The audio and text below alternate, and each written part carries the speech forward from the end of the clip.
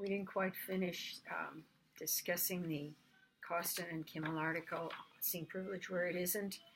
You remember we were talking about Irving Goffman's idea of stigma, the spoiled identity, and how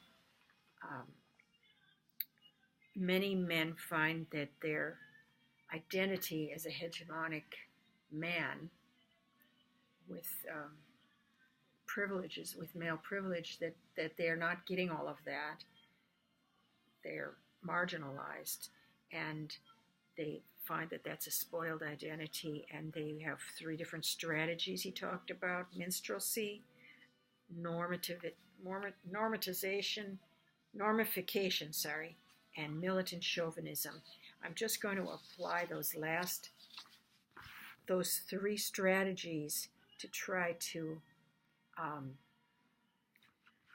fight against stigma and try to restore a little bit more privilege. I'm going to apply those to the working class men. I thought this was one of the more interesting aspects of this article. All right, working class men get hypermasculinity on a physical level.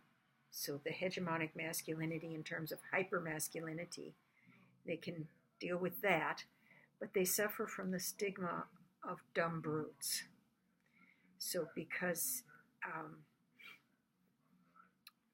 they don't have a lot of money and they have a boss, a male boss, they don't have that aspect of hegemonic masculinity where they have power over others. Unfortunately, others have power over them, so that's a big resentment, and it's a problem in terms of their identity as men. I want to be treated like a man. The minstrelsy approach, they can make a big lot of jokes about being just working stiffs. I'm posting a song. I'm a member of the drinking class. Fathers tell sons not to grow up to be like them. Militant chauvinism. What's militant chauvinism? They would say, oh, all right, it's true. I'm not like the boss. I'm not like a rich man. I'm better. I'm more of a man than he is. Let's see him get in a boxing ring with me. He thinks he's so smart bossing me around at work. Well, let's see him after work. He's an effeminate paper pusher, and I'm a real man. Normification. That would be, normification is where you say the people that are more dominant or closer to the identity, the identity that you would like to have, you say, well, we have so much in common with them. So, how would a working class man use normification to fight against stigma? Well, he would say, all right, a real man is a breadwinner. I have a job. I might not be making a lot of money, but just like the guys in the rich neighborhoods, I go to work and I bring home the bacon and I take care of my wife and children.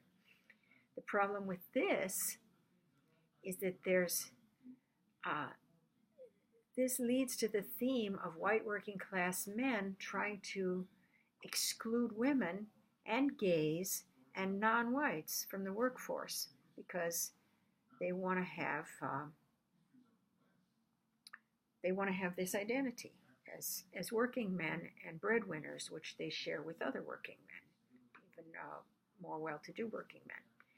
They also might dominate women, even brutally, and they might get into fights to show that they have power. One of the dangers of class marginalization for working class men, they may refuse to accept upward mobility norms, and they may reproduce themselves instead as dumb brutes with physical power over other dumb brutes, over effeminate bosses, and of course over women.